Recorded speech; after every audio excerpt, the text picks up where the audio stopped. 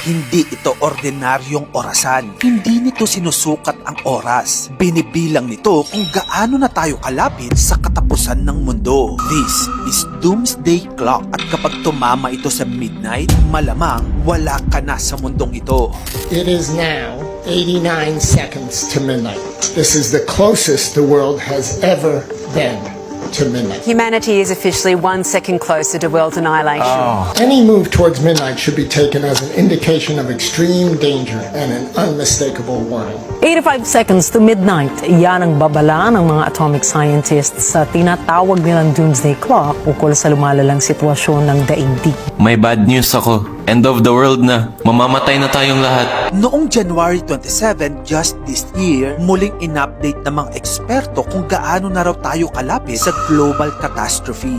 Ang Doomsday Clock ay nilikha ng Bulletin of the Atomic Scientists, grupo ng mga scientists na tumulong mismo sa paggawa ng atomic bomb. Noong 1947, unang itinakda ang orasan sa 7 minutes to midnight bilang simbolo ng takot nila sa nuclear annihilation. At noong 1963, medyo gumaan ang mundo nang mapirmahan ng Partial Nuclear Test Ban Treaty. Kaya inurong ang orasan sa 12 minutes to midnight. Simula noon, paatras at pasulong na ang galaw ng orasan.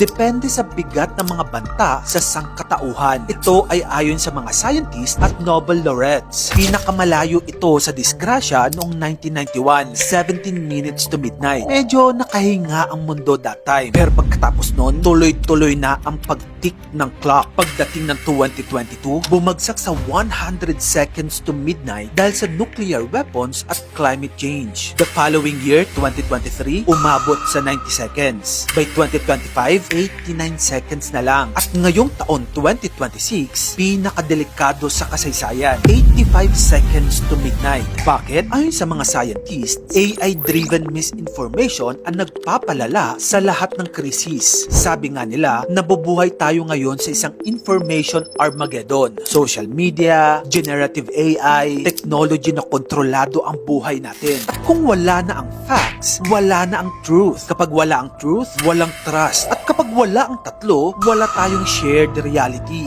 Walang journalism, walang demokrasya, at lalong walang pagkakaisang kailangan para harapin ang mga krisis ng mundo. Hindi lang oras ang binibilang ng Doomsday Clock. Binibilang nito kung gaano pa tayo handang magising bago tuluyang maghating gabi. Ikaw, naniniwala ka ba sa ganitong klaseng countdown? Tara, pag-usapan natin yan sa comment section. Kung gusto mo pa ng mga ganito pang awareness contents, dito lang yun sa channel ko, kaya follow ka na. Mag-subscribe ka na rin sa aking bagong YouTube channel. Yun lang, maraming salamat sa panonood.